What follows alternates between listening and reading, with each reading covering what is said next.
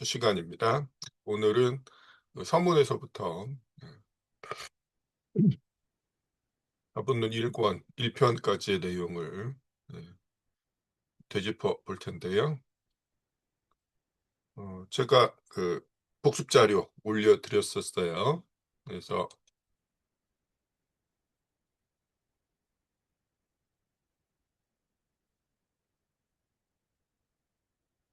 네, 이런 그 괄호 넣기 문제를 올려드렸는데 제가 여러분께 부탁드린 것은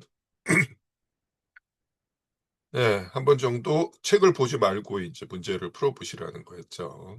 그러면 이제 자기가 얼마만큼 이제 공부하고 기억하고 있는지 스스로 점검을 할 수 있게 될 텐데 어떻게 시간 내서 조금 풀어 보셨나요? 어떻습니까? 네, 네. 열심히 하신 분들도 있고 그러지 이제 못한 분도 있긴 할 텐데 그 여러분이 공부한 내용을 제가 조금 깐깐하게 점검을 하려면은 이걸 가지고 이제 돌아가면서 읽으면서 이제 문제풀이를 하고 확인을 하면 되는데 그러면 또 많이들 부담스러워 하시더라고요. 그리고 우리 다음 주에 또 두 번째 복습을 해야 되는데 예 한 번 복습을 그런 식으로 진행을 하고 나면 그다음부터는 출석률이 확 떨어져요, 복습 시간에. 그래서 자 복습 다 끝나고 인제 제가 여러분한테 자료를 올려 드릴 텐데 답이 예 들어가 있는 이런 이제 복습 자료가 별도로 있습니다. 이거 이제 복습 다 끝나고 여러분한테 인제 보여 드릴 거 파일로 올려 드릴 거고요. 그다음에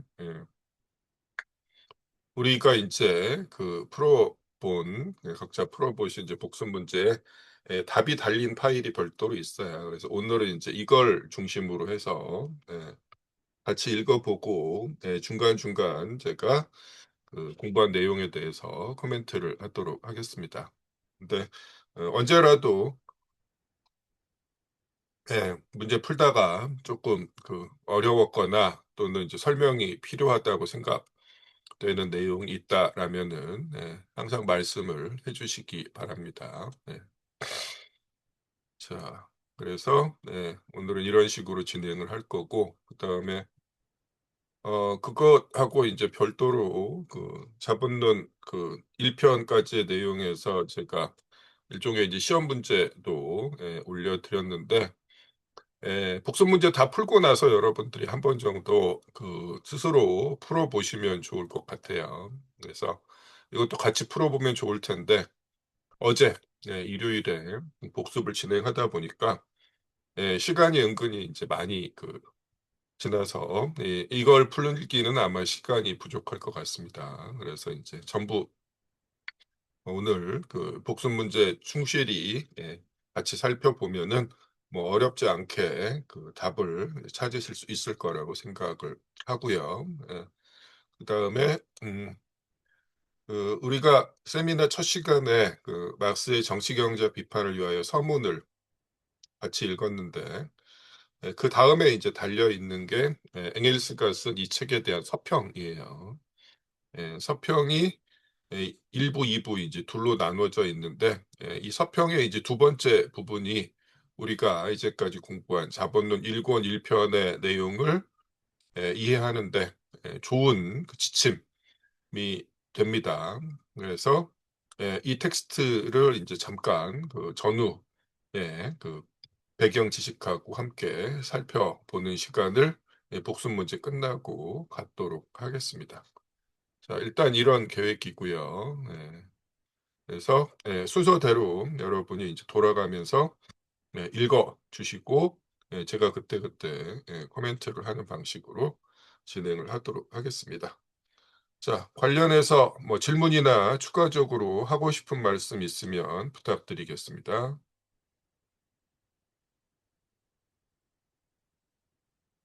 예. 당장 하실 말씀이 이제 없으시면은 아이고 제가 다른 파일을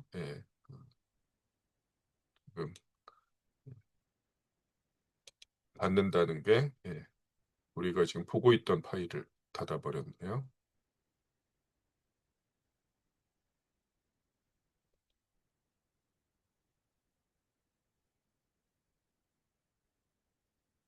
네, 다시 돌아왔습니다.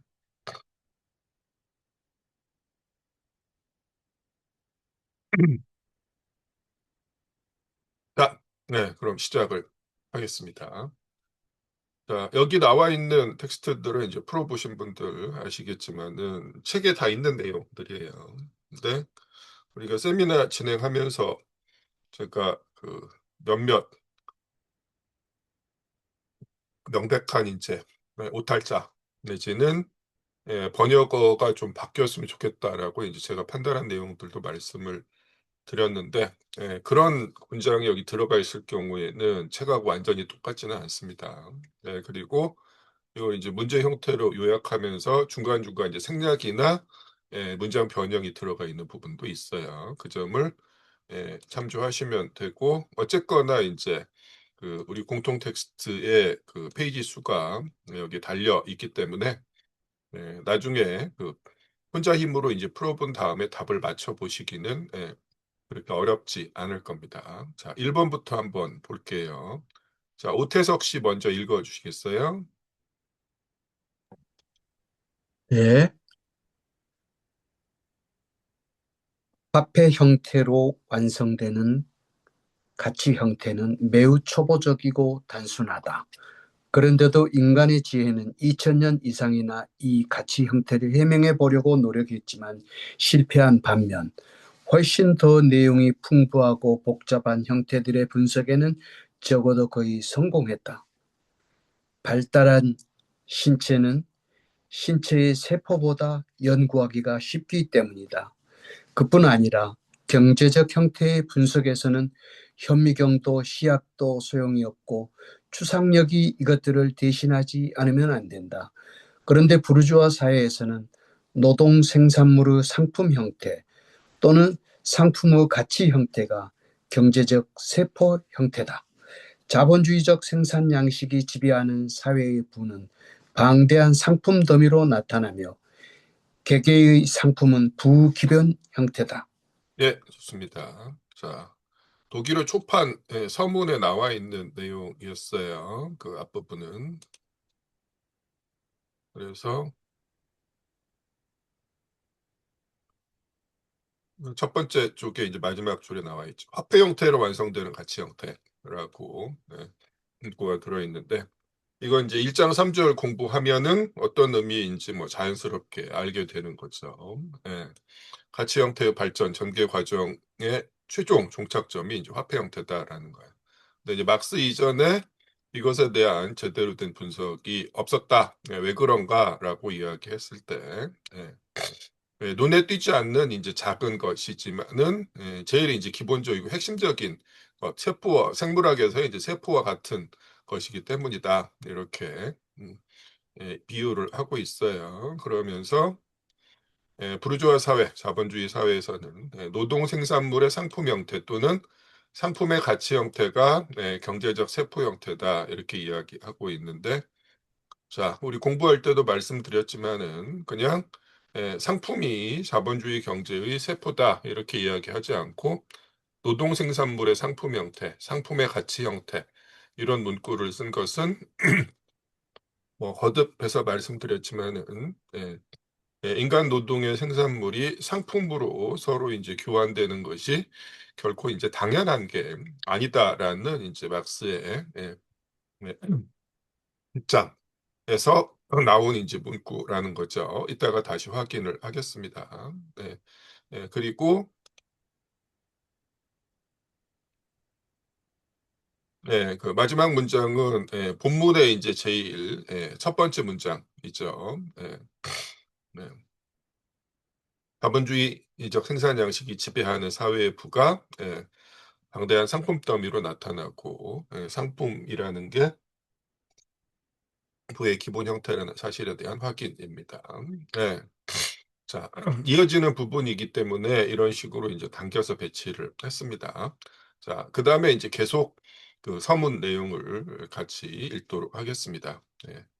2번인데요. 지금 김나영 씨 그 읽으실 수 있는 상황인가요? 네, 네, 부탁드립니다. 한 사회가 비록 자기 운동의 자연 법칙을 발견했다 하더라도 사실 현대 사회의 경제적 운동 법칙을 발견하는 것이 이 책의 최종 목적이다. 자연적 발전 단계들을 뛰어넘을 수도 없으며 법령으로 폐지할 수도 없다. 그러나 그 사회는 그런 발전의 진통을 단축시키고 경감시킬 수는 있다. 여기서 개인들이 문제로 되는 것은 오직 그들의 경제적 범주의 인격화, 일정한 계급 관계와 계급 이익의 담당자인 한에서다. 개인은 주관적으로는 아무리 이런 관계들을 초월하고 있다고 하더라도 사회적으로는 여전히 그것들의 산물이다. 예, 좋습니다. 자본론 그 서문에서 6쪽이죠.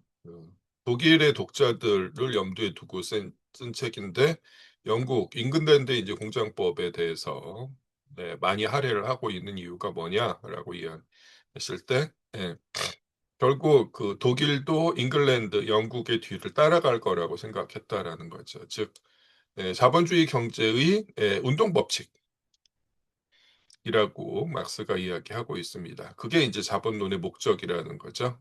현대사회 자본주의 사회의 경제적 운동 법칙을 발견하는 것인데 이런 운동 법칙의 발견이 어떤 의미를 갖느냐라고 했을 때 법칙을 발견한다는 것이 그 법칙과 관련된 것들을 부정하고 무시할 수 있게 된다는 의미가 아니다라는 거죠. 예. 근데 그러면 이 법칙을 안다는 게 이제 어떤 의미가 있느냐라고 했을 때, 그 법칙을 제대로 알고 그것을 활용할 수 있는 사회는 그런 발전의 진통을 단축시키고 경감시킬 수 있다라고 이야기하고 있습니다.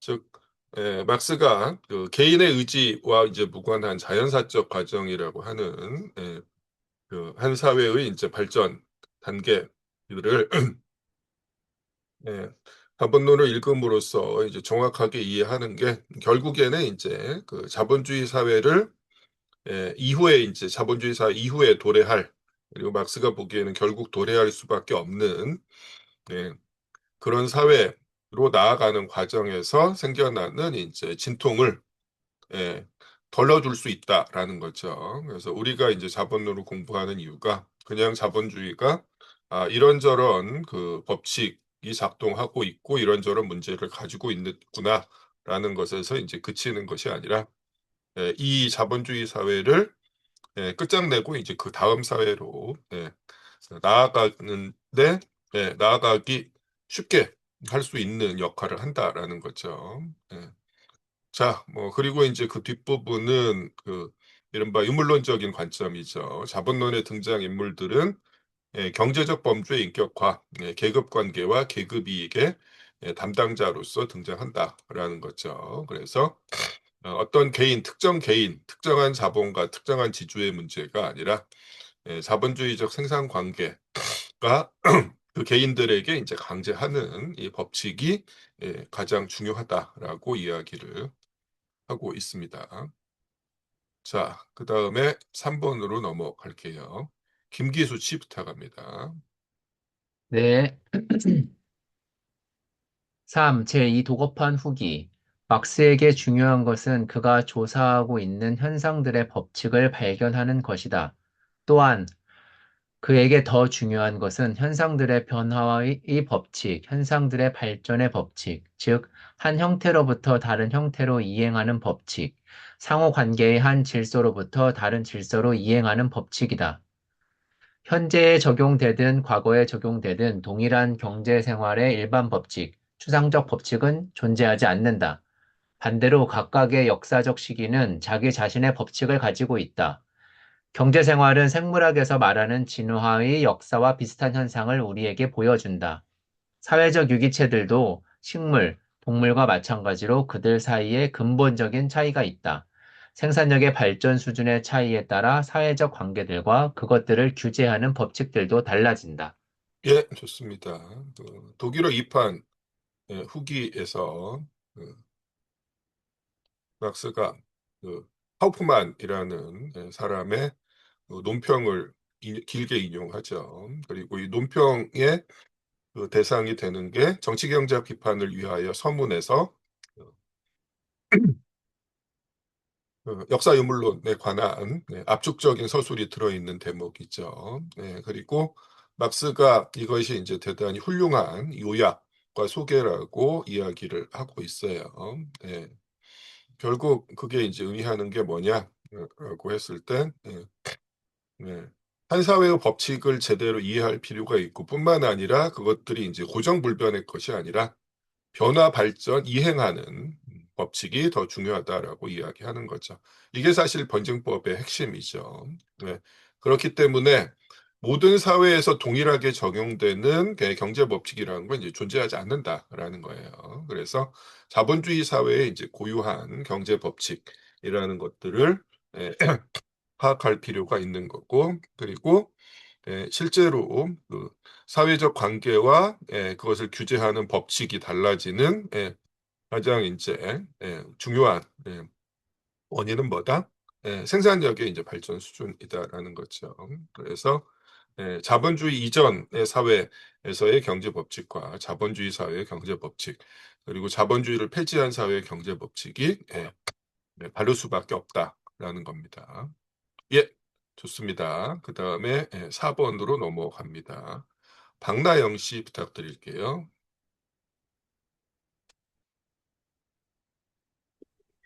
한 물건의 한 물건의 유용성은 그 물건으로 하여금 사용 가치가 되게 한다. 그러나 이 유용성은 상품의 물리적 속성에 의해 주어지고 있으며 그 상품체와 별도로 존재할 수 없다.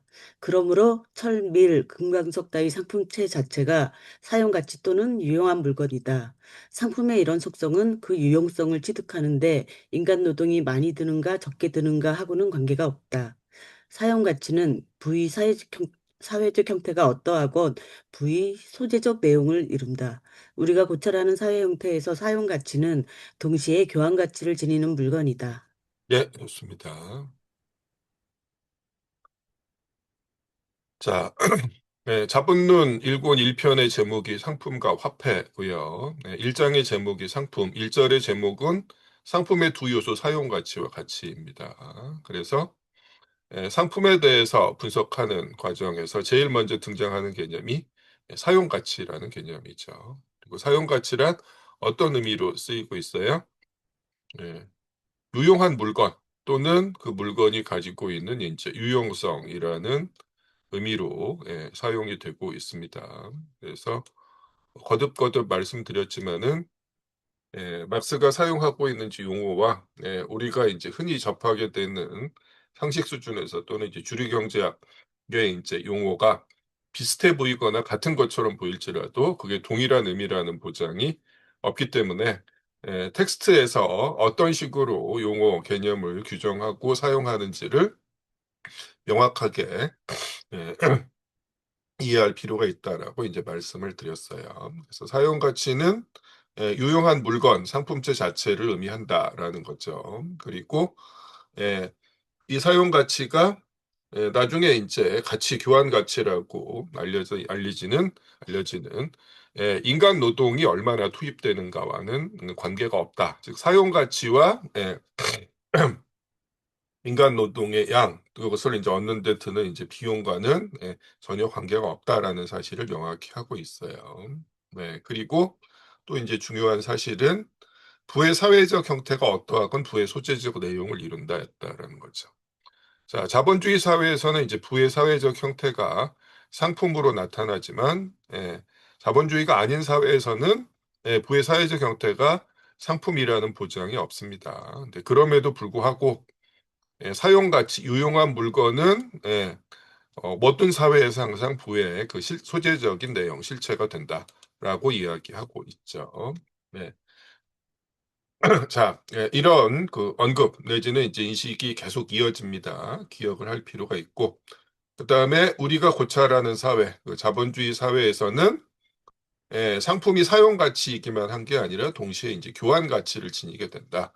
라고 이야기하면서 사용 가치와 교환 가치라는 두 개념이 처음에 소개가 되죠. 자, 다시 한번 사용 가치는 유용한 물건인데, 그러면 이제 교환 가치란 무엇인가라는 거죠. 자, 5번으로 가도록 하겠습니다. 민병은 씨 부탁드립니다. 교환 가치는 먼저 양적 관계, 즉 어떤 종류의 사용 가치가 다른 종류의 사용 가치와 교환되는 비율로 나타난다. 특정한 상품의 서로 다른 교환 가치들은 동일한 그 무엇을 표현하고 있으며, 교환 가치는 교환 가치와는 구별되는 그 어떤 내용의 표현 양식 또는 현상 형태에 지나지 않는다.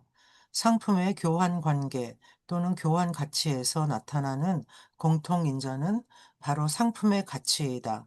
교환 가치는 가치의 필연적인 표현 양식 또는 현상 형태다. 네, 좋습니다. 사용 가치가 유용한 물건이라면 교환 가치란 뭐다?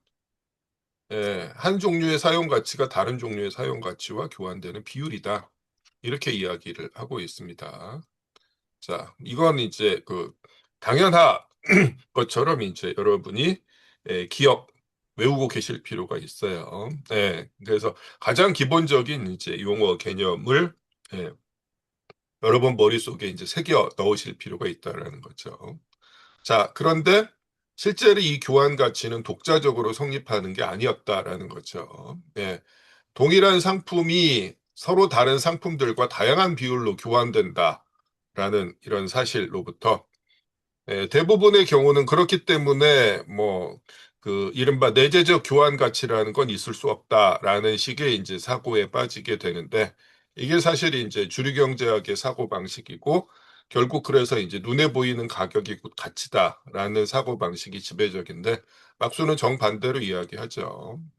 하나의 상품이 서로 다른 상품들과 다양한 비율로 교환된다라는 것은 사실은 그 배후에 그 상품과 다른 상품들의 공통된 어떤 것이 이제 존재하고 있기 때문이다라는 거예요.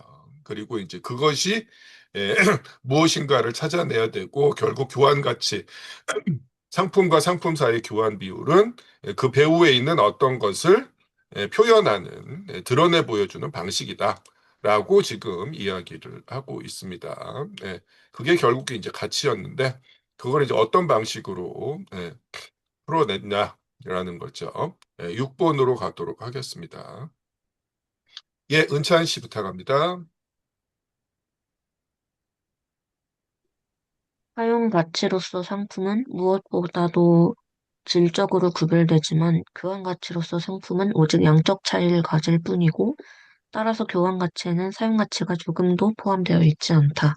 만약 상품의 사용 가치를 무시한다면 거기에는 오직 하나의 속성, 즉 그것이 노동 생산물이라는 속성만 남는다.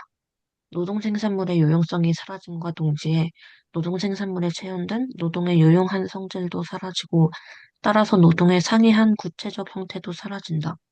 이들 노동은 더 이상 서로 구별되지 않는 동일한 종류의 노동, 즉 추상적 인간 노동으로 환원된다. 예, 좋습니다. 자, 서로 다른 사용 가치들의 이 교환의 배후에 있는 공통적인 걸 찾아내기 위해서 사용 가치를 이제 무시했어요. 남는 게 뭐다? 인간 노동의 생산물이라는 측면만 남더라라는 거죠. 근데 사용 가치를 무시하다 보니까 각각의 사용 가치를 생산하는 노동의 구체적인 속성들도 사라져 버리고 어떤 것만 남는다? 인간 노동 일반이라는 특징만 남더라라는 거죠. 그걸 이제 막스가 추상적 인간 노동이라고 개념화를 했고 이것이 사실 뭐다? 교환 가치 배후에 있는 실체, 즉 가치다라는 거죠. 그래서 위에 이제 나와 있었던 5번 뒷부분에 대한 내용하고 이제 이어지는 거죠. 교환 가치의 공통된 인자가 바로 상품의 가치고 교환 가치가 이제 가치의 필연적인 표현 양식 또는 현상 형태다라는 거였어요. 그래서 자, 슬라이드 다 이제 파일로 올려드렸는데, 자, 뭐 시간이 되시면은 나중에 이제 그 슬라이드를 보면서 이제 쭉 넘겨가면서, 한 번씩 떠올려 보시는 것도 도움이 될 거라고 생각합니다. 일종의 이제 도식화죠. 상품은 사용가치이면서 교환가치다라고 처음에 등장했어요. 근데 알고 보니까 교환가치의 배후에 그것을 가능하게 하는 무언가가 있었는데 그것이 바로 인간의 노동, 더 정확하게는 추상적 인간 노동이더라라는 거죠. 그리고 이것을 우리가 가치라고 부른 거예요. 그러면 이제 어떻게 돼요? 상품은 사용가치이면서 가치다. 이렇게 이야기해야 된다라는 거죠. 그리고 즉 유용한 물건이면서 일정한 양의 이제 인간 노동이 거기에 이제 뭐 퇴적된, 최현된, 뭐 대상화된 뭐 어떤 표현을 써도 거의 같은 의미가 되는데 그런 존재다라는 거죠. 자, 그런데 이 가치라는 건 우리 눈에 이제 보이지 않고 교환 가치만 확인할 수 있어요. 그래서 가치를 우리 눈에 드러내 보이는 방식, 여기서 이제 현상 형태 내지는 이제 표현 방식, 양식이라고 쓰고 있는데 그게 바로 교환 가치, 즉 상품들끼리의 교환 비율이다라는 거죠. 다시 한번 상품은 사용 가치이면서 가치인데 가치는 상품들끼리의 교환 비율, 교환 가치를 통해서 우리 눈에 보이게 된다라는 거였습니다. 사용 가치, 가치, 교환 가치 사이의 관계를 정말로 명확하게 알고 있어야 됩니다. 이게 흔들려 버리면 아무리 이제 뒷부분을 공부한다고 하더라도 계속 헷갈리게 돼요. 그래서 제가 이제 이런 식으로 뭐 어떻게 보면 이제 조금 유치해 보이기도 하는 이제 괄호 넣기 문제를 여러분한테 풀어보시라고 요청을 하고 시험 문제도 내는 게 그만큼 이제 중요하거든요. 그리고 제 경험상 어떤 식으로든 숙제나 시험이 있어야 공부를 하게 됩니다. 제가 학교 다닐 때도 그렇고 강의를 해보니까 확실히 그 사실이 다시 확인이 됐어요. 좋습니다. 그 다음에 이제 6번으로 넘어갈게요. 정명옥 씨 부탁드려도 될까요?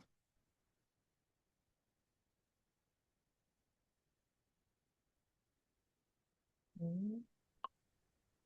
사용 가치로서 상품은 가치가 아니에요. 7번이죠. 1번인데. 아까 네. 6번 했었죠. 죄송합니다. 사용 가치 또는 유용한 물건이 가치를 가지는 것은 오직 거기에 추상적 인간 노동이 대상화되거나 체현되어 있기 때문이다. 그러면 그 가치의 크기는 어떻게 측정하는가? 그 물건에 들어있는 가치를 형성하는 실체인 노동의 양에 의해 측정한다. 노동의 양은 노동의 계속 시간으로 측정하고 노동 시간은 시간, 일, 주 등을 기준으로 측정한다. 사회적으로 필요한 노동 시간이란 주어진 사회의 정상적인 생산 조건과 그 사회에서 지배적인 평균적 노동 숙련도와 노동 강도에서 어떤 사용 가치를 생산하는 데 드는 노동 시간이다. 좋습니다. 자, 1절의 제목이 상품의 두 요소 사용 가치와 가치였는데, 이 가치에 대해서 이제 두 가지를 이야기하고 있는 거죠. 가치의 실체, 가치의 크기에 대해서 이야기하고 있습니다. 가치의 실체는 추상적 인간 노동이다라고 이야기했으니까, 이제 가치의 크기에 대해서 이야기를 해야 되겠죠. 실체가 인간의 노동이니까 그 크기는 당연히 그 상품의 생산에 투입된 노동의 양에 의해서 결정이 되는데 더 엄밀하게는 뭐다? 그 상품의 생산에 사회적으로 필요한 노동 시간이다라는 거였어요. 그리고 이 사회적으로 필요한 노동 시간이 전제로 하는 게 그 사회의 정상적인 생산 조건과 지배적이고 평균적인 노동 강도와 노동 숙련도였다라는 거죠. 그래서 개별 생산자가 실제로 들인 노동 시간이 아니라 사회적으로 필요한 노동 시간이 가치 크기를 결정한다라는 거였습니다. 자, 이게 이제 1절의 내용인데 1절의 마지막에 이제 막스가 자, 상품이 되기 위한 조건에 대해서 또 요약을 해주고 있었죠. 8번 보겠습니다. 박지연 씨 부탁드립니다. 어떤 물건은 가치를 가지지 않으면서 사용 가치일 수 있다. 인간에 대한 그 물건의 유용성이 노동에 의해 매개되지 않는 경우에 그러하다. 예를 들면 공기, 천여지, 자연의 초원, 야생의 수목 등이 그러하다. 어떤 물건, 그리고 인간 노동의 어떤 생산물은 상품이 아니면서 유용할 수 있다. 자기 노동의 생산물로서 자기 자신의 욕구를 충족시키는 사람은 사용 가치를 만들기는 하지만 상품을 만들지는 않는다. 상품을 생산하기 위해서 그는 사용 가치를 생산, 그는 사용 가치를 생산할 뿐 아니라 타인을 위한 사용 가치, 즉 사회적 사용 가치를 생산해야 한다. 또한 생산물이 상품이 되기 위해서는 그 생산물을 사용 가치로 쓰는 사람에게 교환을 통해 이전되어야 한다. 예, 좋습니다. 자, 상품은 일단 사용 가치여야 하지만 사용 가치라고 해서 다 상품인 건 아니다라는 거야. 일단 사용 가치 중에서 그것을 획득하는데 인간의 노동이 필요하지 않은 경우는 당연히 가치를 가질 수가 없죠. 예. 뿐만 아니라 인간 노동의 생산물로 예, 사용 가치인 경우라고 하더라도 자기 자신의 욕구를 충족시키기 위한 사용 가치는 상품이 아니다라는 거죠. 그래서 타인을 위한 사용 가치, 사회적 사용 가치여야 되고 뿐만 아니라 이것을 일방적인 이제 증여의 방식이 아니라 교환을 통해서 이전됨으로써만 비로소 상품이 될 수 있다라는 거였어요. 자, 여기까지가 1장 1절에 대한 내용이었습니다. 질문 또는 하실 말씀 있으면 부탁드릴게요. 네, 그 6번에서 네, 추상적 인간 노동으로 환원된다 이렇게 했는데 이제까지 교수님께서 요약해 주신 것이나 여러 가지에서 이 내용 관련된 내용에서 제가 네, 제일 어렵게 느껴지는 것은 왜 여기에 네. 추상적이라는 말을 써서 조금 더 이게 어렵게 잘 이해가 안 되는 면이 지금까지 있었어요. 아, 오늘 예, 교수님 네, 말씀하시는 것은 추상적 인간 노동은 그냥 쉽게 말하면 인간의 노동이라고 이해해도 된다는 그런 뉘앙스로 말씀하셨는데 그게 맞습니까? 인간의 노동도 이제 어떤 측면에서 바라보느냐에 따라서 의미가 달라질 수가 있잖아요. 예, 이를테면 사용 가치를 생산하는 노동은 서로 다른 사용 가치를 생산하는 노동은 공통된 노동이라고 볼 수가 없죠. 그렇죠? 예. 그래서 애초에 이 추상이라는 용어가 어떤 것을 의미하는 거냐라는 거죠. 근데 사실은 이건 이제 막스뿐만 아니라 그 학문 일반에서 쓰이는 방식입니다. 예. 뭐 현실을 설명하기 위해서 현실의 모든 것들을 전부 다 설명할 수는 없잖아요. 그러니까 어떻게 돼요? 핵심적이고 중요한 것만을 남겨놓고 그렇지 않은 것들을 배제하는 과정을 씁니다. 그걸 흔히 이제 뭐 모델을 만든다, 모형화라고도 이야기하는데 사실 그 모형화의 과정이 추상이거든요. 그런 의미에서의 추상입니다. 그래서 서로 다른 것들을 배제하고 공통적인 것만을 추출한다라는 의미예요. 이게 이제 추상이라는 의미고, 그러면 이제 인간 노동 중에서 예, 그 서로 다른 것들은 뭐예요? 서로 다른 사용 가치를 만드는 구체적인 특성들이겠죠. 그것들을 빼면 이제 뭐가 남는다?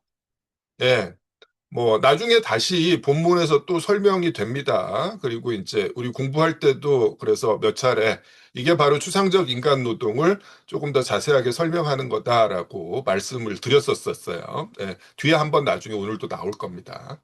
즉, 예, 인간이 가진 육체적, 정신적 능력을 일정 수준 이상의 강도로 일정 시간 이상 지출한다는 측면에서는 밀을 생산하는 노동이나 철을 생산하는 노동이 다르지 않다라는 거거든요.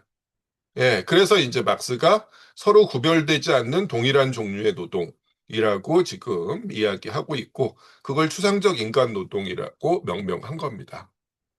답이 되었을까요? 네, 네, 감사합니다. 예, 좋습니다. 교수님, 그러면요, 네, 이어서 잠시만요. 지금 예, 김기수 씨가 이제 또 채팅을 해주셨는데, 요걸 말로 좀 이야기해서 공유해 줄 수 있을까요? 저도 잘 영어를 못하긴 하는데, 그 우리가 예술 사조나 뭐 양식에서 추상 미술, 추상 예술이란 말 때문에 저도 처음엔 추상을 그냥 현학적으로만 이해했었는데, 그냥 선생님 지금 설명해 주신 것처럼 공통된 부분이 겹치는 것, 어떠한 요약이나 썸머리라고 하는, 또 논문의 맨 앞부분도 초록도 앱스트랙트라고 하더라고요. 그래서 그냥 그런 의미로 받아들여도 되지 않나 싶어서, 네, 이제 네, 정확하게 메일했습니다. 그렇습니다. 그래서 비현실적이거나 공상적이라는 의미가 아니에요. 이때의 추상은. 예. 예, 또 말씀해 주십시오. 네, 그 수단적 인간 노동 소멸 그 밑부분에 보면은 괄호하고 인간 노동 일반이라고 아까 그 우리 슬라이드에서 책에서요. 아니 아, 책에도 슬라이드에 나왔죠, 이게. 예, 예. 네네. 그래서 인간 노동 일반이라고 이렇게 표현되어 있잖아요. 예, 예. 여기에. 그러면 일반적 인간 노동하고는 어떻게 구별해야 되는 건가요? 예, 어떤 노동이요? 그러니까 추상적 인간 노동과 네. 일반적 인간 노동과 이렇게 일반적 인간 노동이라는 용어를 우리가 사용했던가요? 어, 어떻습니까? 제가 어디 본 것 같거든요. 예, 예, 그러니까 아마 그런 어디선가 용어는 없었을 네, 겁니다. 네, 인간 노동 일반이라는 식으로 네, 이제 쓰긴 했지만은 음, 일반적 인간 노동이라는 용어를 쓰지는 않아요. 음, 예, 예. 그래서 예. 그러니까 뭐 이 용어가 오히려 헷갈린다 싶으면 이걸 지워버리시고 이건 그 역자주에 네, 나왔었거든요. 서로 구별되지 않는 동일한 종류의 노동이라는 식으로 이해를 하시면 네, 돼요. 개념은 이해가 예, 예, 되는데, 예, 네, 예, 그렇습니다. 예, 예. 네, 용어를 예, 이 추상적 인간 노동이라는 용어를 그대로 이해를 하시면 됩니다. 예, 예. 네, 네, 예, 이해는 됐습니다. 좋습니다. 예, 또 다른 질문 있으면 부탁드립니다. 예, 그러면 이제 2절로 넘어갈게요. 2절에 이제 9번입니다. 네, 보겠습니다. 자, 9번을 어디 보자. 예, 루아 씨 읽어주실 수 있나요? 네. 처음 상품은 사용가치와 교환가치라는 이중성을 가진 물건으로 나타났다. 그 뒤 노동도 또한 이중성을 가지고 나타났다. 즉, 노동이 가치로 표현되는 경우에는 더 이상 사용가치를 창조하는 성격을 가지지 않는다. 한편으로 모든 노동은 생리학적 의미에서 인간 노동력의 지출이며 이 동등한 또한 추상적인 인간 노동이라는 속성에서 상품의 가치를 형성한다. 다른 한편으로 모든 노동은 특수한 합목적 형태로 인간 노동력을 지출하는 것이며 이런 구체적 유용 노동이라는 속성에서 사용 가치를 생산한다.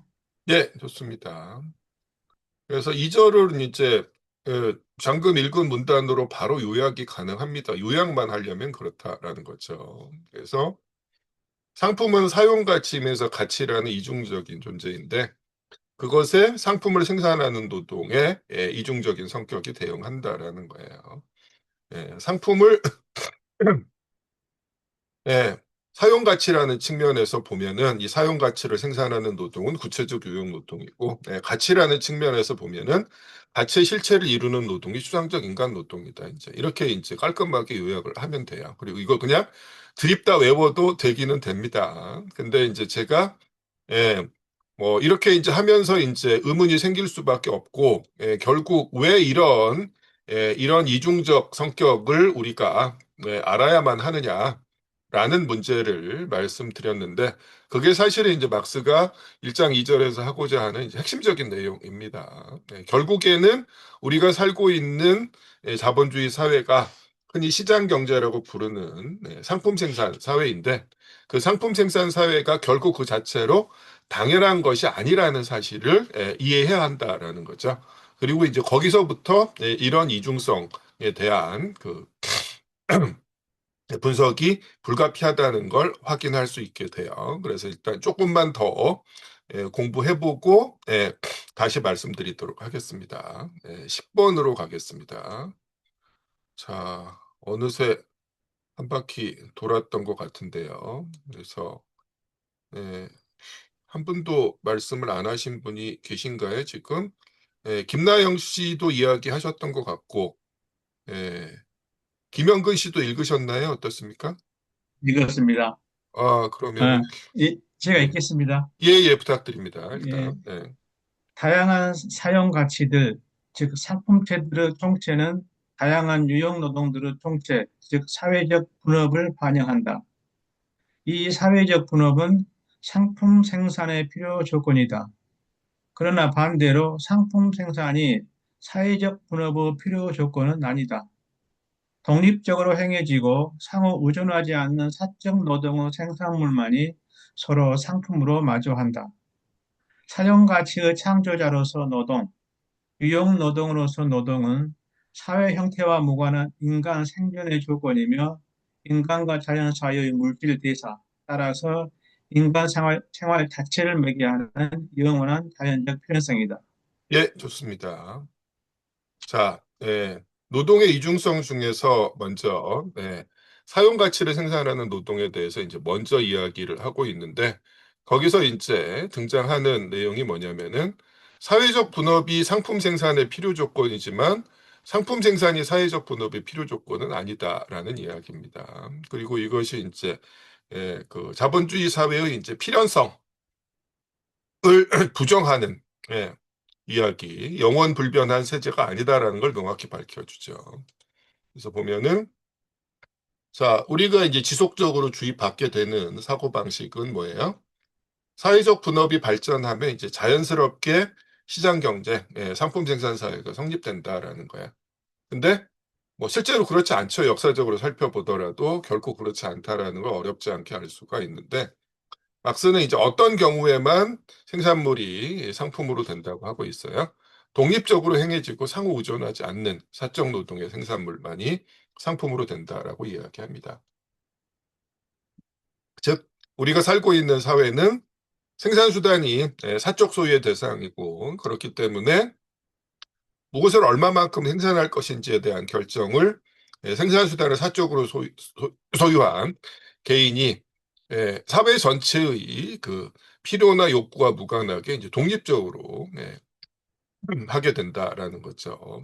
그랬을 때 이제 그 결과물이 시장에서 상품으로 교환될 수밖에 없다라는 거였습니다. 그래서 보통 우리는 사회적 분업 일반과 시장 경제, 상품 생산 사회를 동일시하는 사고방식을 끊임없이 주입하지만 실제로는 그렇지 않다라는 거죠. 사회적 분업이 조직되는 방식에 따라서 그 결과가 시장에서의 상품 교환이 될 수도 있고 전혀 그렇지 않을 수도 있다라는 걸 이제 막스가 일장에서 이제 거듭해서 이야기하고 있었어요. 이걸 이제 기억할 필요가 있습니다. 그리고 이제 또 한 가지 이제 중요한 것은 여기서 나와 있죠. 사용 가치를 생산하는 노동은 사회 형태와 무관한 인간 생존의 조건이다라는 거예요. 우리가 자본주의 사회에 살고 있지만 자본주의 이전 사회에서도 그리고 자본주의 이후 사회에서도 인간이 생존하기 위해서는 사용 가치가 필요하다라는 거예요. 그죠? 그 이야기입니다. 그렇기 때문에 사용 가치라는 개념 그리고 구체적 유형 노동이라는 개념은 모든 인간 사회에 이제 유효한 개념이다라는 거야. 인간의 생존을 위해서 사용 가치를 필요로 하고 그 사용 가치를 얻기 위해서 노동해야 한다라는 사실이다라는 거죠. 근데 문제는 우리가 살고 있는 사회는 동시에 어떤 사회다? 그런 구체적 유형 노동이 조직되는 방식이 자연 발생적이다, 무정부적이다라는 거야. 그러니까 이제 어떻게 될 수밖에 없어요. 그 생산의 결과물이 상품으로 교환되는 게 이제 불가피한 거고, 서로 다른 노동의 생산물, 서로 다른 사용 가치를 상품으로 교환하려면 일단 서로 비교할 수 있어야 되고, 비교를 위해서는 서로 공통된 것으로 환원해야 된다라는 거죠.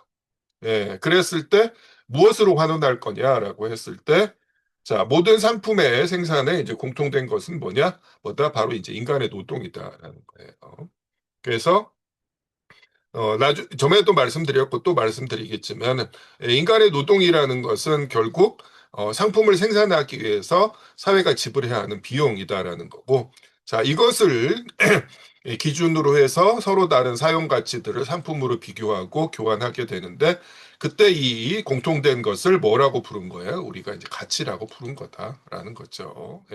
그 이야기입니다. 그래서 어쨌거나 우리는 하필 자본주의 사회에 살고 있고 자본주의 사회가 다른 무엇이기 이전에 상품 생산 사회이기 때문에 그냥 인간 노동의 생산물이 사용 가치로서 만들어진 다음에 바로 소비에 들어갈 수가 없고 시장에서 상품이라는 형태로 교환되어야만 하기 때문에 상품은 노동의 생산물이 상품으로 되면서 사용 가치이면서 동시에 가치라는 모습으로 나타나게 된다라는 거죠.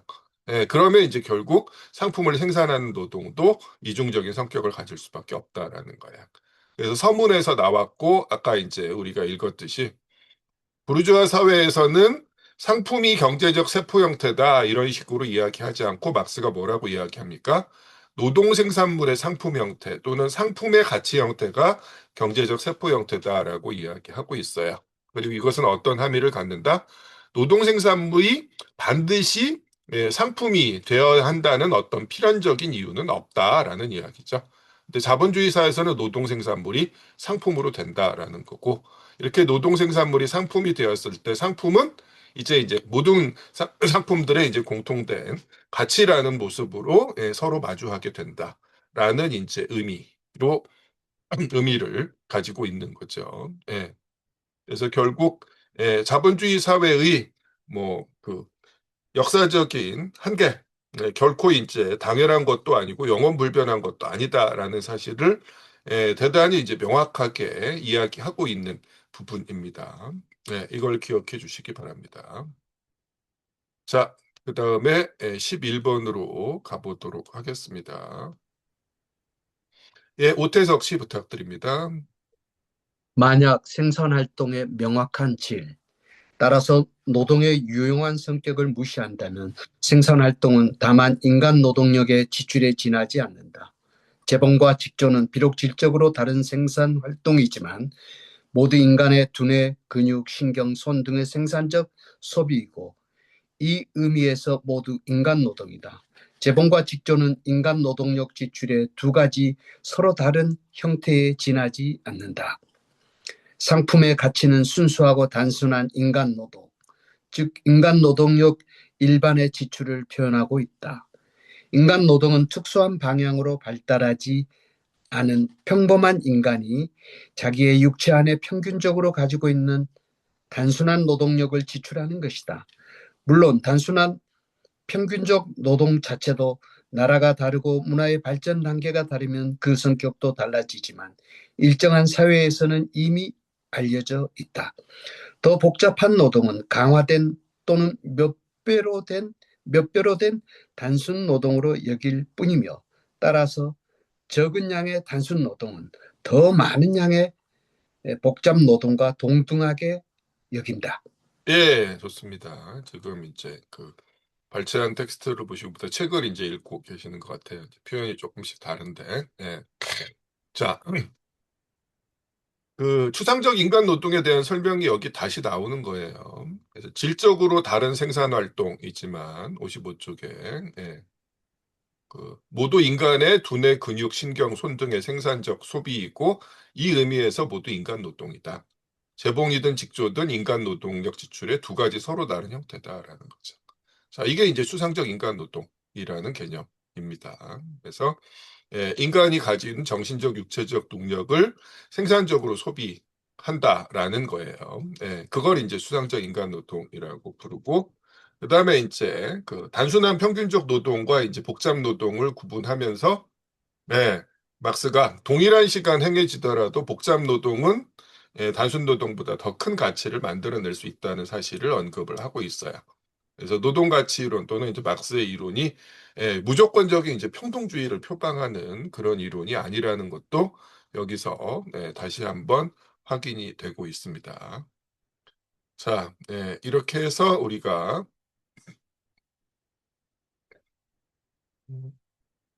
1장의 1절하고 2절을 살펴봤어요. 다시 한번 질문이나 하실 말씀 있으면 부탁드리고요.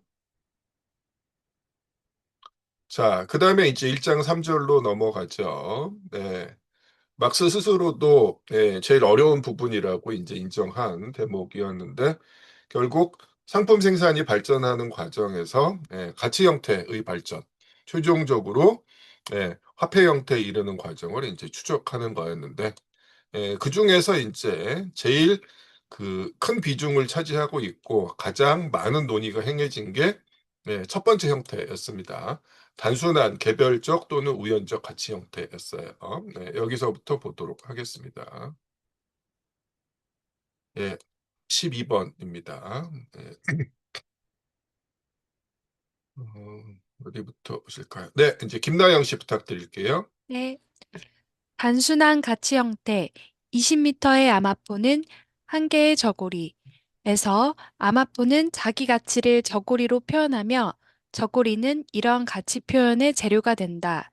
제1 상품은 능동적 기능을 하며 제2 상품은 수동적 기능을 한다. 제1 상품은 상대적 가치 형태로 있다. 제2 상품은 등가 형태로 있다. 동일한 상품은 동일한 가치 표현에서는 동시에 두 형태를 취할 수 없다. 두 형태는 정반대의 것으로 서로 배제한다. 예, 좋습니다. 그래서 아마포 20m는 저고리 한 벌이라는 식이 이제 어떤 상황을 전제로 하는지를 알지 못하고 이제 읽으면은 조금 이제 당황하고 잘 의미가 와닿지 않게 되는 거죠. 그래서 보통은 이런 식을 접했을 때 서로 다른 두 사람이 서로 상대방이 가지고 있는 상품들을 사용 가치로 필요로 하기 때문에 교환이 무난히 이루어지는 상황을 상정을 하는데 이제 결코 그렇지 않은 거였다라는 거예요. 대단히 일방적인 과정이었죠. 아마포의 소유자가 이제 저고리를 필요로 하는 상황이고 저고리의 소유자가 아마포를 필요로 하는지는 알 수 없다라는 겁니다. 자, 그리고 이제 이런 상황에서 아마포의 소유자가 자신의 아마포를 저고리와 교환하고자 하니까 비로소 이제 아마포의 가치가 저고리로 표현될 수 있고, 반대로 이제 저고리는 아마포의 가치를 표현하는 역할을 부여받으면서 동시에 저고리 소유자 입장에서는 자신이 원하기만 하면 언제든지 아마포와 교환이 가능한데 반드시 거기에 응해야 된다는 어떤 의무 같은 건 없다라는 거죠. 자, 이런 상황에서 아마포가 상대적 가치 형태, 그리고 저고리가 이제 등가 형태에 있다라고 이야기할 수 있다라는 겁니다. 자, 그리고 이제 왜 이런 상황이 만들어졌느냐? 라고 했을 때 이게 이제 임의로 가정한 게 아니라 사실은 상품 상산 사회가 성립하는 바로 이제 그 이유 때문에 불가피한 상황이다라는 거죠. 왜? 아까도 말씀드렸지만은 사회적 분업이 자연 발생적으로, 무정부적으로, 무계획적으로 생겨났기 때문에 누군가가 어떤 물건을 생산해서 상품으로 시장에 들고 나왔을 때 그것이 이제 자기가 원하는 다른 상품, 다른 가치, 사용 가치의 소유자에게 필요한 것인지 그렇지 않은지를 사전에 알 수 없는 상황에 이제 처하게 된다라는 거죠. 그랬을 때 이제 이런 상황이 발생한다라는 겁니다. 이게 이제 상품 생산 사회가 가진 태생적인 그 딜레마를 이제 내포하고 있는 거다라는 거죠. 자, 그 다음에 이제 13번으로 가도록 하겠습니다.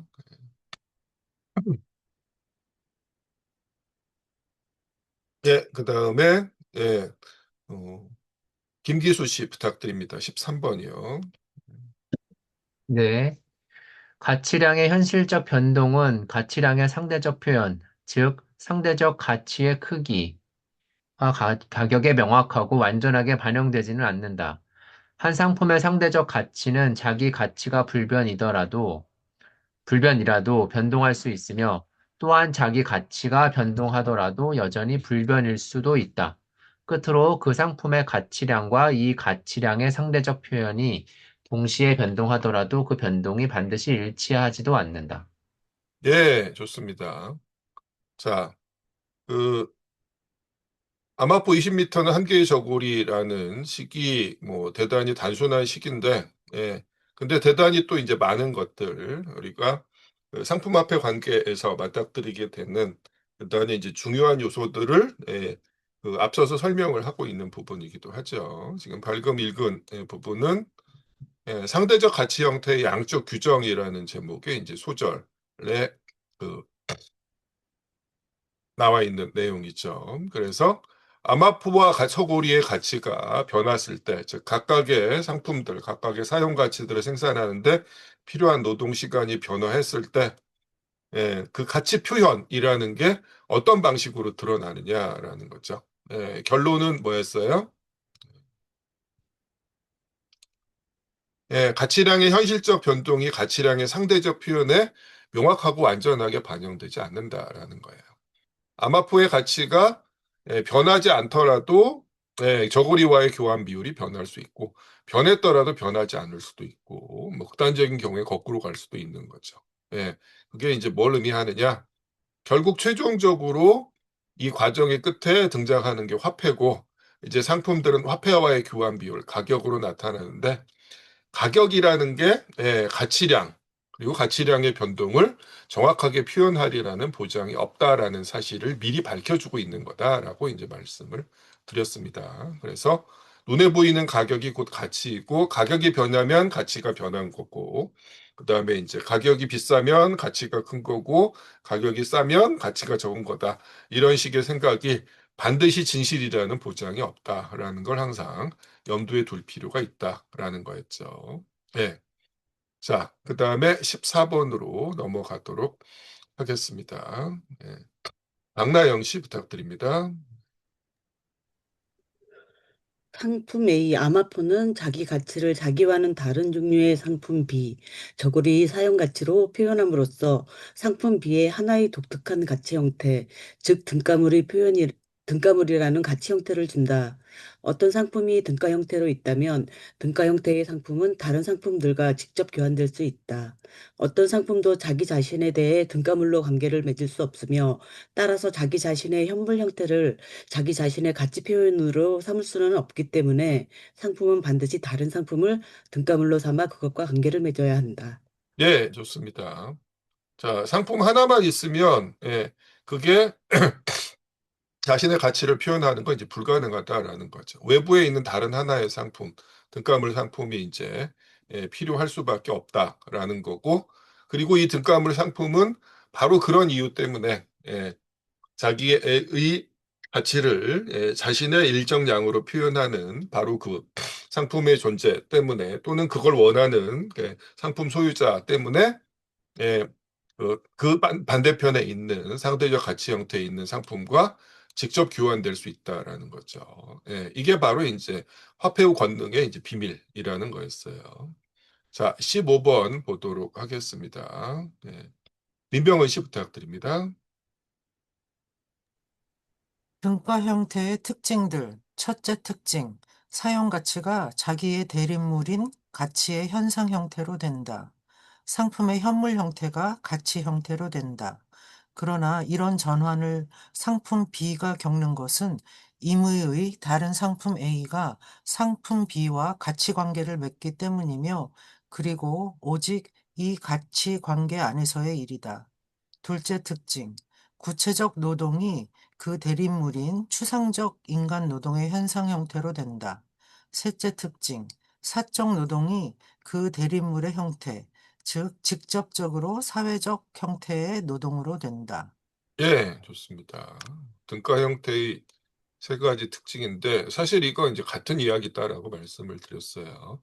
먼저 이제 사용 가치가 가치 현상 형태로 된다라는 건, 사용 가치인 저고리가 아마포의 가치 현상 형태로 된다라는 얘기였습니다. 그래서 본문에 보면은 사탕에 이제 무게를 재기 위해서 이제 추를 사용하는 이런 비유를 이제 들고 있었습니다. 그리고 아까 확인했던 것처럼 등가물 상품은 자신이 가치 표현의 재료로 기능하는 다른 상품들과 직접 교환될 수 있는데, 여기서 이제 착각하면 안 되는 게, 이런 등가물 상품이 처음부터 그런 신비한 성격을 타고난 게 아니라, 사실은 반대편에 있는 상품 소유자가 그것을 원했기 때문이다라는 거죠. 마찬가지로 화폐의 견능도 나중에 확인하겠지만 사회적 행위의 결과물로 생겨난 거였다라는 거고요. 자, 그 다음에 두 번째 그 특징을 보면은, 구체적 노동이 추상적 인간 노동의 현상 형태로 된다라고 이야기했는데, 결국 사용 가치를 생산하는 노동을 우리가 구체적 노동이라고 불렀고, 가치의 실체를 이루는 노동이 추상적 인간 노동이기 때문에 이건 이제 용어를 바꿔 쓴 거다라는 거예요. 세 번째로 사적 노동이 직접적으로 사회적 형태의 노동으로 된다라는 것도 같은 맥락에서 이해할 수가 있죠. 자, 저고리를 생산하는 노동은 그것이 교환 관계에 들어서지 않았을 때는, 즉 시장에서 아마포와 마주서지 않았을 때는 그냥 저고리를 생산하는 사람이 일개 사용 가치인 저고리를 자신의 독립적 판단에 의해서 생산한 사적 노동이었을 뿐이다라는 거죠. 근데 이것이 시장에 나와서 아마포와 마주서게 되고 아마포 소유자가 저고리를 간절히 원하는 바로 그 순간에는 어떻게 돼요? 이미 이 저고리에 생산에 지출된 사적 노동이 사회적 승인을 받은 노동으로 이제 돼버린 거다라는 이야기였습니다. 자, 좋습니다. 그 다음에 16번으로 가보도록 할게요. 정명옥 씨 부탁드립니다. 네. 상품의 사용 가치, 이용은 물체인과 음식의 가치이다. 상품 안에 숨어있는 사용 가치와 가치 사이의 내적 대립은 하나의 외적 대립을 통해, 즉, 두 상품 사이의 관계, 자기 가치를 표현해야 할 한쪽 상품은 직접적으로는 사용 가치로서만 여겨지고, 반면에 전자의 가치를 표현해야 할 다른 쪽 상품은 직접 교환 가치로서만 여겨진다. 관계를 통해 밖으로 나타난다. 따라서 한 상품의 단순한 가치 형태는 그 상품 안에 있는 사용 가치와 가치 사이의 대립의 단순한 현상 형태이다. 예, 좋습니다. 그 78쪽에 있는 내용인데요. 자, 한 상품은 그 자체로 자신의 가치를 드러낼 수 없습니다. 반드시 외부에 있는 다른 상품을 필요로 하는데 그걸 이제 내적 대립이 내적 대립을 통해 나타난다라는 식으로 이야기를 하고 있어요. 근데 이 관계 이런 상황에서 이제 이른바 이제 그 관계 역전이라는 게 이제 일어난다라고 이야기를 하고 있는 거예요. 무슨 소리냐? 애초에 자신의 가치를 저고리의 일정량으로 표현하고자 했던 아마포는 이제 저고리와의 교환을 원하는 일개 사용 가치로 돼버리고 가치 표현의 재료로서 역할을 부여받은 저고리야말로 적어도 아마포 소유자에게 있어서는 교환 가치 그 자체, 나중에 가면 이제 화폐가 되면 이제 가치 화신으로 이제 등장하게 된다라는 거죠. 이걸 이제 그 상품 안에 있는 사용 가치와 가치 사이의 대립이 드러난 거다. 저고리와 아마포 사이의 대립으로 나타난 거다. 사용 가치. 그래서 저고리가 그 아마포가 이제 사용 가치이고 저고리가 이제 가치로 나타나게 되는 거다라는 거예요. 이게 이제 화폐가 등장한 다음에는 화폐를 제외한 이제 모든 상품들은 화폐와의 교환을 원하는 사용 가치로 되고 화폐만이 가치 그 자체로 이제 등장하게 되는 거죠. 뭐 이런 내용이었습니다. 자, 그 다음에 17번 보도록 하겠습니다. 네, 은찬 씨 부탁합니다. 등가 형태의 발전은 상대적 가치 형태의 발전의 표현이며 결과에 지나지 않는다. 한 상품의 단순한 또는 개별적 상대적 가치 형태는 다른 한 상품으로 하여금 개별적 등가물로 되게 한다. 상대적 가치에 전개된 형태, 한 상품의 가치를 다른 모든 상품들로 표현하는 것은 다른 모든 상품들에게 상이한 종류의 특수한 등가물이라는 형태를 부여한다. 끝으로 특수한 한 가지 상품이 일반적 등가물의 형태를 취하게 된다. 왜냐하면 기타의 모든 상품들이 그 상품을 자기들의 통일적인 보편적 가치 표현의 재료로 삼기 때문이다. 마지막 제3형태가 상품 세계의 일반적인 사회적인 상대적 가치 형태를 주는데 그것은 상품 세계에 속하는 모든 상품, 오직 하나의 상품을 제외하고 모든 상품이 등가 형태로부터 배제되기 때문이며 그리고 그때에만 그렇다. 예, 따라서 그렇습니다. 네, 예. 네, 좀 더 읽어야 되는군요. 계속해 주세요. 따라서 하나의 상품이 다른 모든 상품과 직접 교환할 수 있는 형태, 직접적으로 사회적인 형태를 얻게 되는데 이것은 다른 모든 상품들이 이런 형태를 얻지 못하기 때문이며 그리고 그때에만 그렇다. 네, 그렇습니다. 자, 단순한 개별적 우연적 가치 형태가 결국 그 발전할 수밖에 없죠. 그리고 나중에 다시 확인하겠지만은 자, 이런 과정은 이제 막스의 머릿속에서만 이제 굴러간 게 아니라 언젠가 이제 행해졌을 과정이다라는 거예요. 그래서 상품의 소유자, 아마포의 소유자가 저고리와의 교환만 원하는 것이 아니라 다른 모든 상품과의 교환을 원하게 되는데, 문제가 되는 건 어떤 하나의 상품과도 교환을 보장받지 못한다라는 겁니다.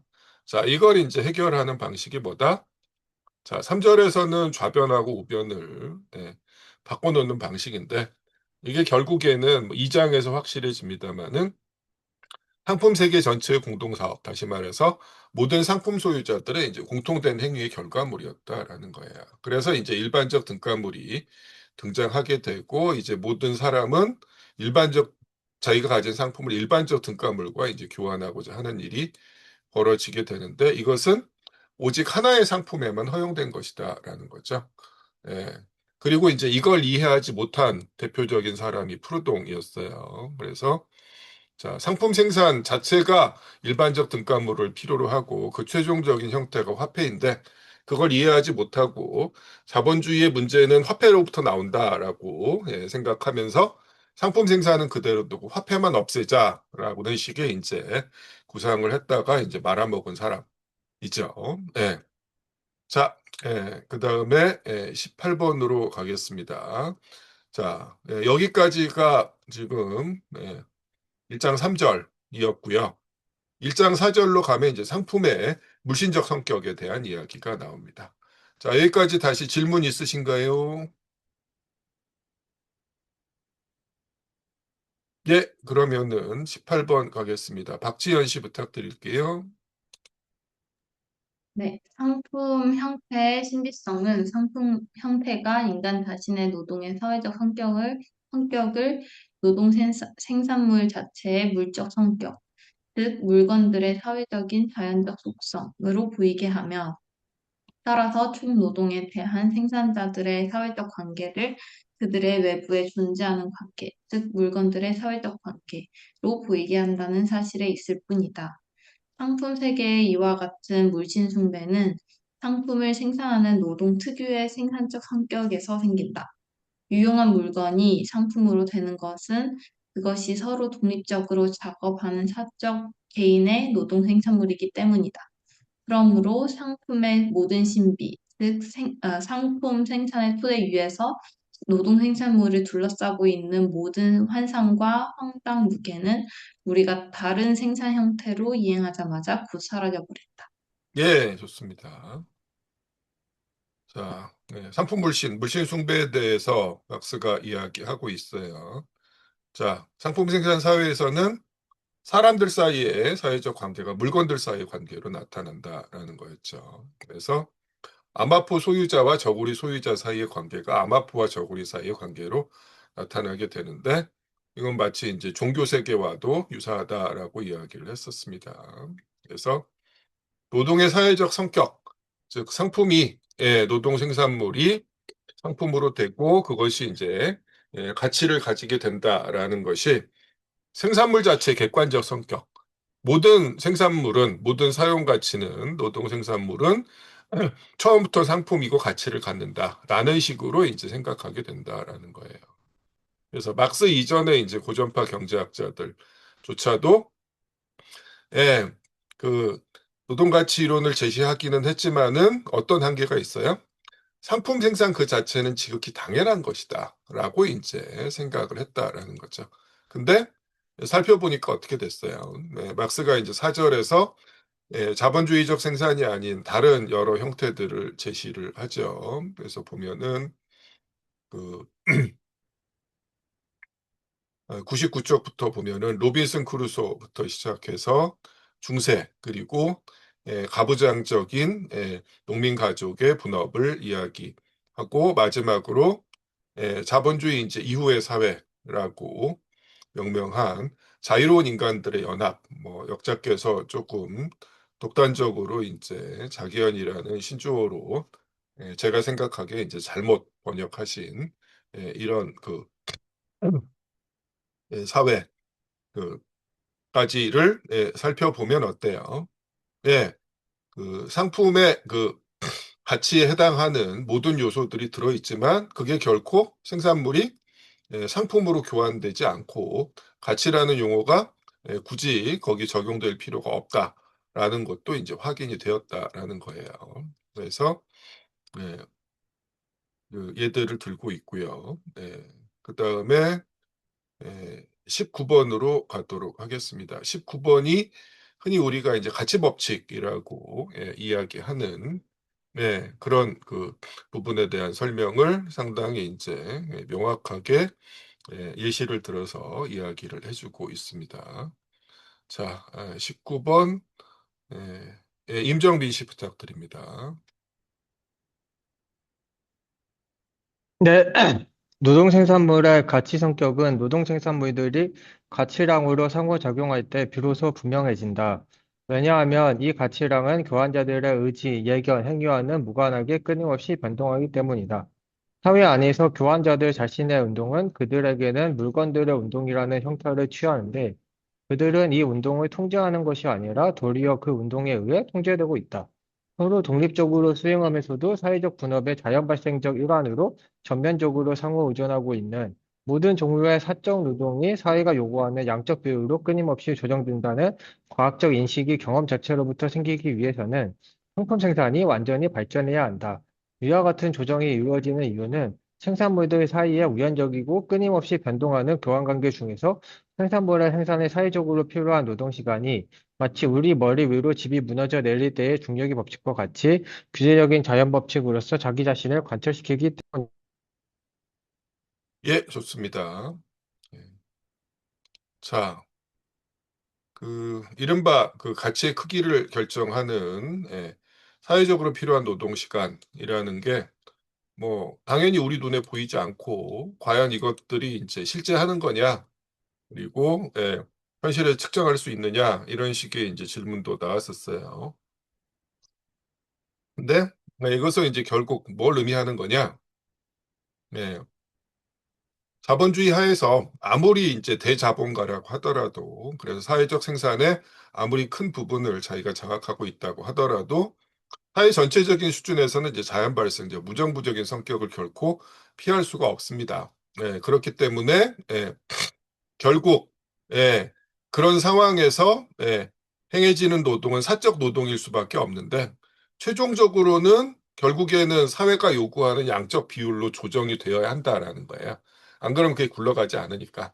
근데 이것 자체는 항상 사후적으로 작용한다라는 겁니다. 그래서 예, 얼핏 보면은 생산물들 사이의 교환은 대단히 이제 우연적이고 끊임없이 이제 변동하는 것처럼 보이지만 그것을 이제 규제하는 법칙이라는 게 존재한다라는 거죠.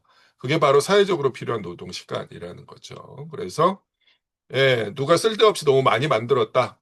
또는 사회적으로 필요한 노동 시간보다 이제 너무 많은 노동 시간을 들였다. 라거나 뭐 이런 일들이 이제 발생하면은 상품의 이제 가치가 예, 예, 그 실제로 들인 노동 시간만큼 그 가치가 가격으로 실현되지 못한다라는 거죠. 그게 이 법칙이 작동하는 방식이다라는 거예요. 그리고 일상적인 그러한 그 조정 말고도 그럼에도 불구하고 상당히 이제 심각한 그 이탈이라는 게 발생했을 때 그걸 대단히 급격하고 폭력적으로 해소하는 방식이 뭐 자본론 3권 가면 이제 본격적으로 나오겠지만 주기적인 경제 위기 이제 공황이라는 거죠. 이런 방식이었습니다. 가치 법칙이라는 게 정확하게 뭐고 어떻게 이제 그 작동하는가에 대한 이야기였습니다. 자, 그 다음에 이제 막스가 전망하는 자본주의 이후의 사회에 대한 이야기가 20번부터 조금 나오게 되는 거죠. 예, 김나영 씨 부탁드릴게요. 공동의 생산 수단으로 일하며 다양한 개인들의 노동력을 하나의 사회적 노동력으로 의식적으로 사용하는 자유로운 인간들의 연합에서는 로빈슨 크루소적 노동의 모든 특징들이 다시 나타났지만 이 노동의 개인적 노동이 아니라 사회적 노동이라는 점에서 차이가 있다. 연합의 총 생산물은 사회적 생산물이다. 이 생산물의 일부는 또다시 생산수단으로 쓰이기 위해 사회에 남는다. 그러나 다른 일부는 연합의 구성원들에 의해 생활수단으로 소비된다.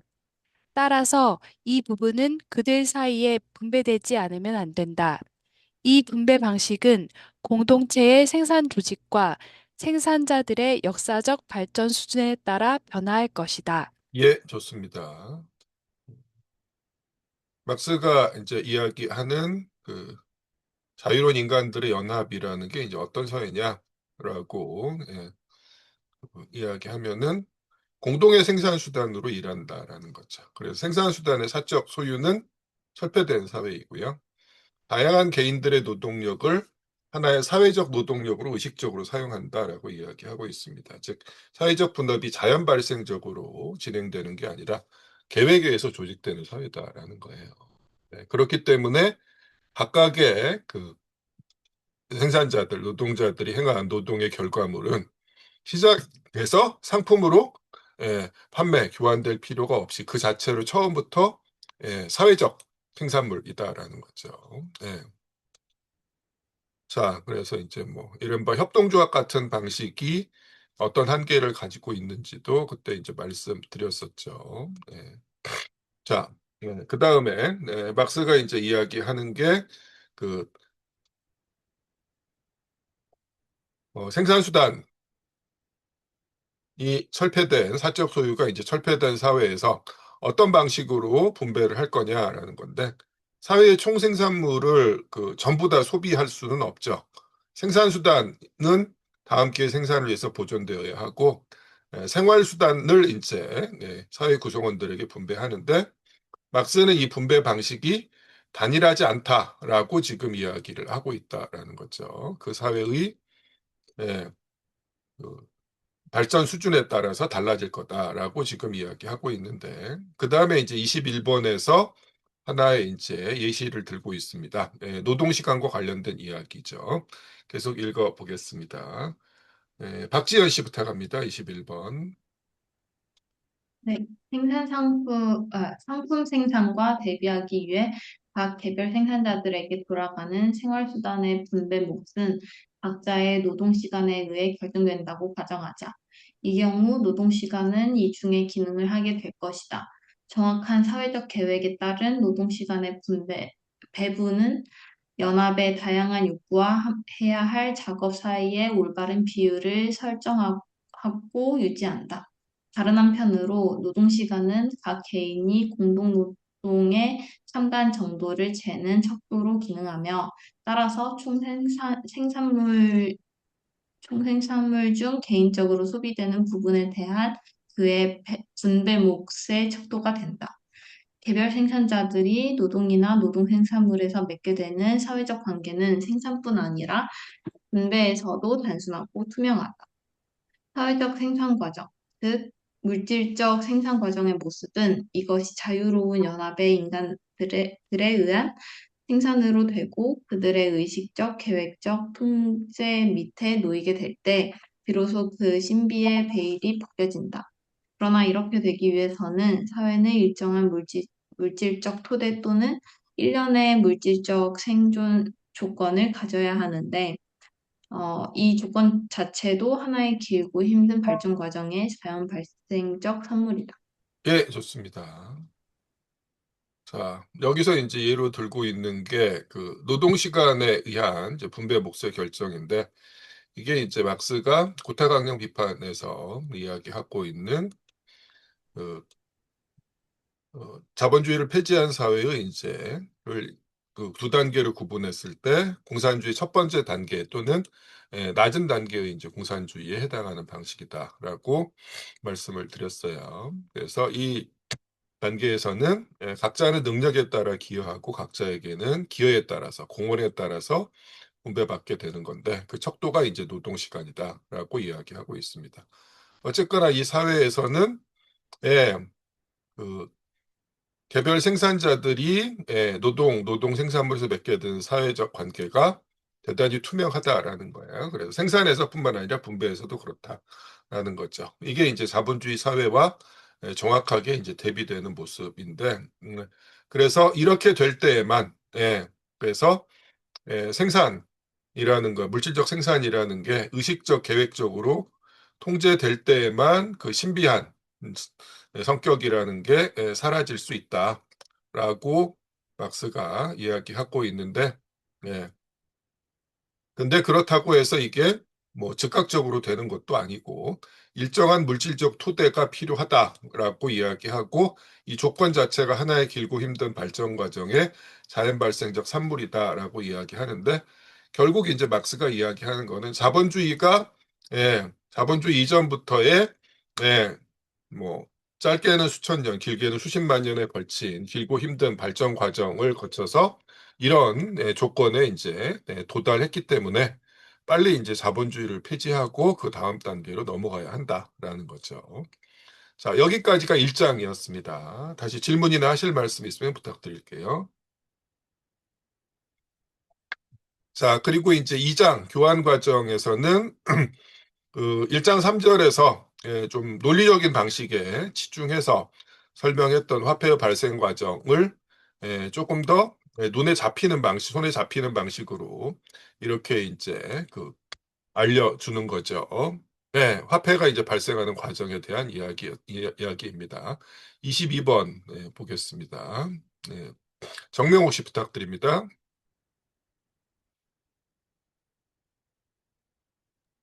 네, 상품은 사용 가치로 실현될 수 있기 전에 먼저 가치로 실현되어야 한다. 다른 한편으로 상품은 가치로 실현될 수 있기 전에 먼저 자신이 사용 가치라는 것을 보여주어야만 한다. 왜냐하면 상품에 지출된 인간 노동은 타인에게 유용한 형태로 지출된 경우에만 유용하게 계산되기 때문이다. 그러나 그 노동이 과연 타인에게 유용한가 그렇지 않은가 따라서 그 생산물이 타인의 욕구를 충족시키느냐 않느냐는 오직 상품의 교환만이 증명할 수 있다. 네, 그렇죠. 화폐가 왜 등장했느냐 하는 문제에 대해서 이제 주류경제학 교과서 같은 걸 보면은 이른바 물물 교환의 한계 때문이다. 그래서 이른바 서로가 상대방이 가지고 있는 그 상품을 원하는 욕망의 이중적 일치라는 조건을 만족시키기가 너무 힘들었다라고 이야기하는데 사실 이제 이것의 배후에 있는 게 뭐예요? 우리가 공부했던 것처럼 상품 생산 사회가 갖는 태생적인 딜레마라는 거죠. 애초에 사회적 분업이 자연 발생적으로 무정부적으로 행해졌기 때문에 이런 상황이 이제 불가피했고 그래서 결국에는 그 사회적 행위의 이제 결과로서 예, 특정한 생산물, 특정한 상품에다가 일반적 등가물이라는 지위를 부여하는 게 불가피했다라는 거죠. 23번으로 가겠습니다. 자, 은찬 씨 읽어주실래요? 오직 사회의 행동만이 일정한 상품을 일반적 등가물로 만들 수 있다. 그러므로 다른 모든 상품의 사회적 행동이 자신들의 가치를 모두 표시하는 특수한 상품을 분리해낸다. 그렇게 함으로써 이 선발된 상품의 현물 형태가 사회적으로 통용되는 등가 형태로 된다. 일반적 등가물이 되는 것은 이런 사회적 과정을 통해 선발된 상품의 독자적인 사회적 기능으로 된다. 그리하여 이 상품은 화폐가 된다. 네, 그렇습니다. 결국 그 사람들은 생각하기 이전에 행동하였다. 이렇게 이제 말씀 나와 있죠. 그래서 태초에 말씀이 있었다가 아니라 태초에 행함이 있었다라고 이제 파우스트를 인용을 하고 있는데 이런 결과로 상품이 화폐가 그 특정한 상품이 화폐로서 된다라는 거죠. 자, 그게 결국에는 이제 상품 생산의 발전의 필연적인 결과물이다라는 거였습니다. 자, 24번 가겠습니다. 오태석 씨 부탁드립니다. 24번이요. 네. 화폐는 종류가 다른 노동 생산물이 서로 동등시되고 따라서 상품으로 전환되는 교환 과정의 필연적 산물이다. 교환 현상의 역사적 확대와 심화는 상품의 성질 속에 잠자고 있는 사용 가치와 가치 사이의 대립을 발달시킨다. 원활한 상거래를 위해 이 대립을 외부로 표현하려는 욕구는 독립적인 가치 형태를 만들려는 충동을 낳게 되는데 이 충동은 상품이 상품과 화폐로 분화됨으로써 하나의 독립적 가치 형태를 얻을 때까지 중지하는 일이 없다. 따라서 노동 생산물이 상품으로 전환되는 것에 발맞추어 특정 상품이 화폐로 전환된다. 예, 좋습니다. 결국 이렇게 될 수밖에 없다라는 거죠. 예.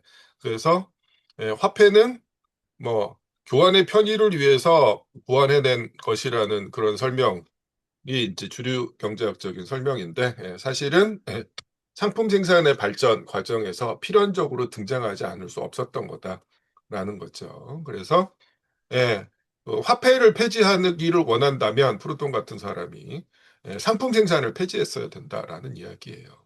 예. 자, 그 다음에 이제 25번으로 갈게요. 자, 피린 씨 접속하셨는데 읽으실 수 있을까요? 어떻습니까?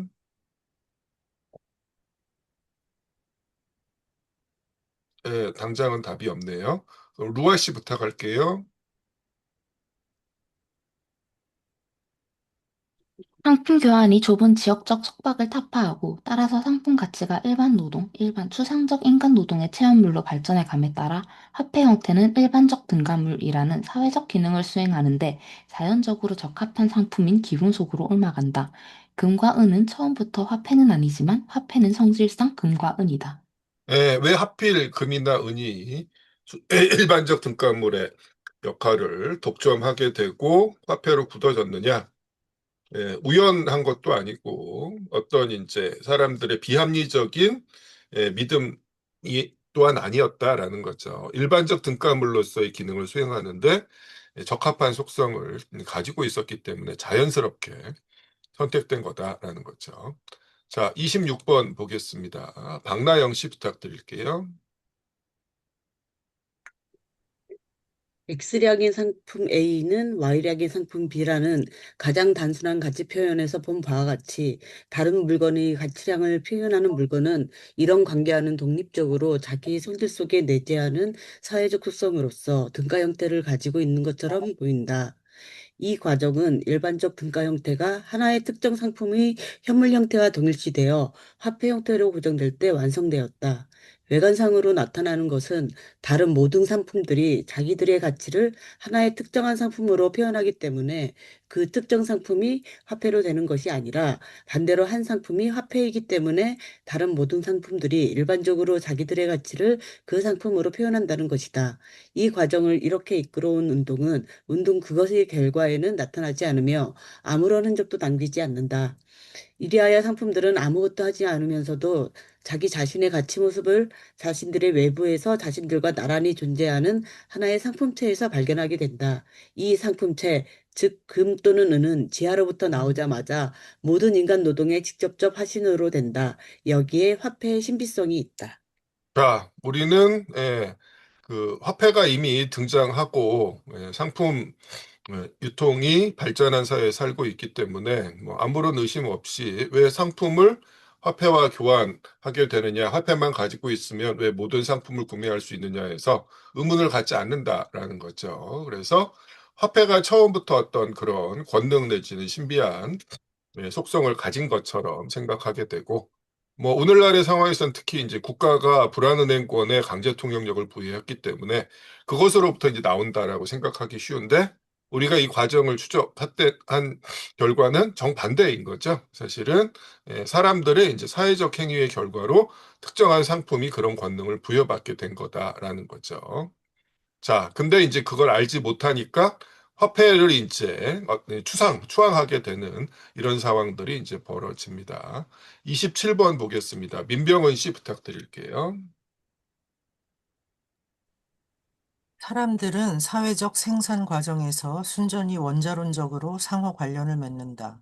따라서 그들의 생산 관계는 그들의 통제와 의식적인 개인적 행동으로부터 독립된 물적 모습을 취하게 된다. 이런 사실은 우선 그들의 노동 생산물이 일반적으로 상품 형태를 취하는 것으로 나타난다. 그러므로 화폐 물신의 수수께끼는 상품 물신의 수수께끼가 사람들의 눈을 현혹시키고 있는 것에 불과하다. 네, 좋습니다. 자, 노동 생산물이 상품이 되면 불가피하게 상품 물신이 발생한다라는 거예요. 왜?